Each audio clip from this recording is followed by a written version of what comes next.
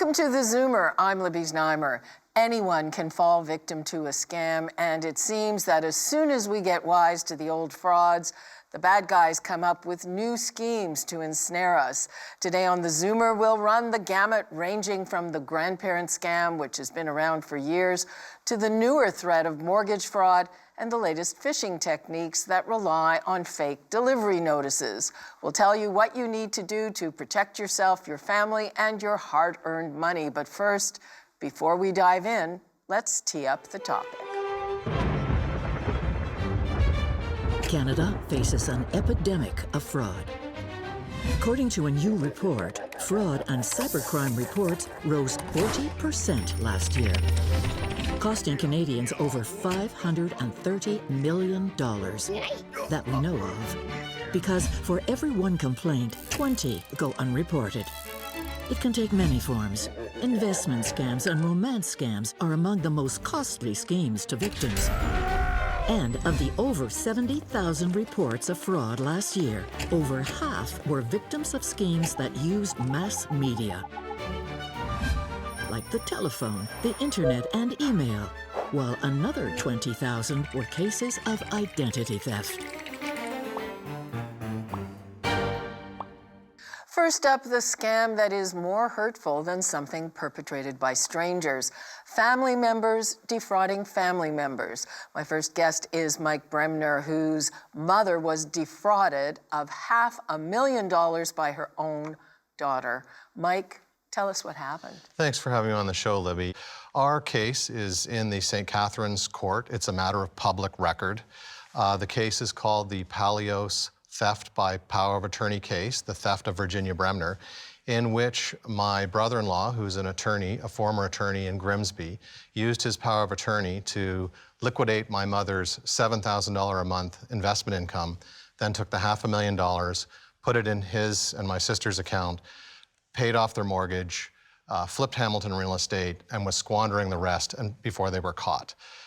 We took the case to the Niagara Falls Police. Turns out this was not Mr. Palios' first fraud. They found out that he had his license taken from him for misappropriating small amounts of money from his clients, and he was forced to surrender his license to practice law. Hamilton Police investigated for 4 months, were prepared to make arrests. They sent me an email saying we're going to arrest them. But then the Crown Attorney, Michael Sokolsky, said, well, he had a conversation with the defense counsel and he heard that $400,000 of the $500,000 was returned and didn't really care much about the $7,000 income my mother was out of, and he didn't want to prosecute. We accepted an offer to settle from the defendants. They owe a final $92,000 that they made with my mother's money in a real estate flip after they killed her income. And they're now reneging on that offer to settle and demanding that my mother, brother, and I stay off social media, don't discuss the case, stop our efforts to advocate for elder abuse.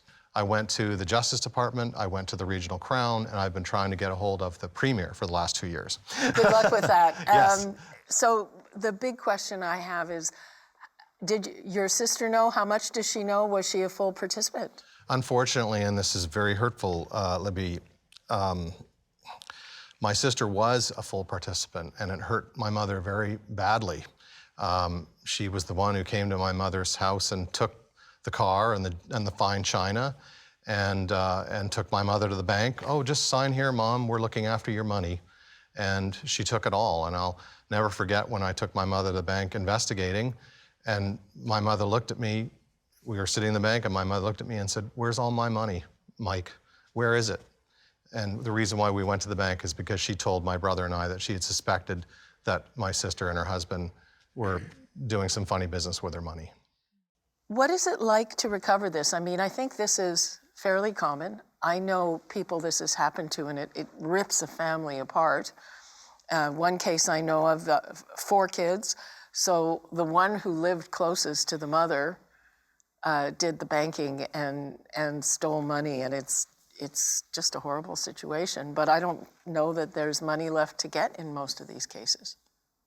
The usual approach we take to these things is to try to trace the funds, and if we can find where it went, to freeze the funds. And you do this through a series of urgent motions before a judge, even before you start the traditional lawsuit. Without doing that, it's very difficult to actually recover. But that's what was done in Mike's case. And so most of the money was actually recovered right at the beginning. Okay, and should people go to the police with this? And what can the police do if it's a family matter like that? Absolutely. I mean, it makes no difference whether it's family or not family. It's still fraud, especially in such a large amount of money that's been taken. It can go through the civil proceedings to try to get the money back. That's probably the likeliest way to get the money back. But please, yeah, report it to the police and we'll bring criminal charges. The police can bring the charges. It goes to the Crown attorneys afterwards and they determine where it goes from there. Laura, the emotional aspect of this can be devastating. It rips a family apart. You probably have a lot of victims who are too hurt, too embarrassed, too ashamed to even bring a charge or maybe even to say something. What about that aspect of it? Well, I think in a family situation like this, it's obviously that much more complicated. I think there's an element of what we call betrayal trauma that may be playing out, which is when someone that you are in a close relationship with who you think you can trust does something to hurt you deeply, right? I think that there's almost a PTSD type reaction that a person can have to that type of betrayal. And I'm not sure, you know, Mike, if that's something that you've experienced, but sort of feeling deeply shaken by the feeling that you can't trust anybody, right? So in a family circumstance, that's really possible. And then for the other types of scams, when it is a stranger, obviously there's a different type of violation, but nonetheless, it can be really traumatic. Brian, you know, we heard from Norman that the best way is to track down the money. I imagine that you do a fair bit of that, trying to track it down.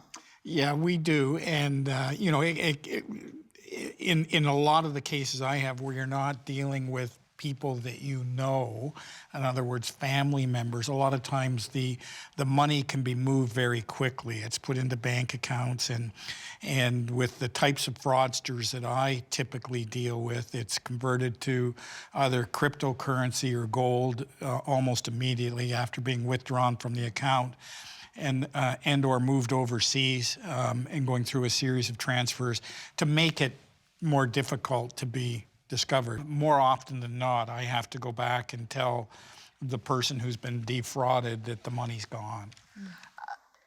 I know that you're involved with other victims of elder abuse, and it sounds like your mother was very cognizant. Mm-hmm. But what happens if it involves people with dementia, which I imagine it often does? So my mother, this is actually one of the things that came up in the case. My mother has been diagnosed with early onset dementia, but that doesn't mean that she gave them all of her money. So when you're a power of attorney, you have a fiduciary responsibility to look after that individual. And that doesn't include liquidating their $7,000 a month income and taking all the money. One of the organizations that we've been working with here in Canada, the Adult Advocacy Center for the Elderly, there's a very, very sharp attorney there, Graham Webb, and he made a comment on social media saying that they need to take into account other evidence and not just the victim's evidence, because they may have dementia, but there's so much other compounding evidence, bank statements, emails, you know, testimony, that needs to be taken into account more heavily. Okay, we need to take a short break. We'll be right back with more of the Zoomer.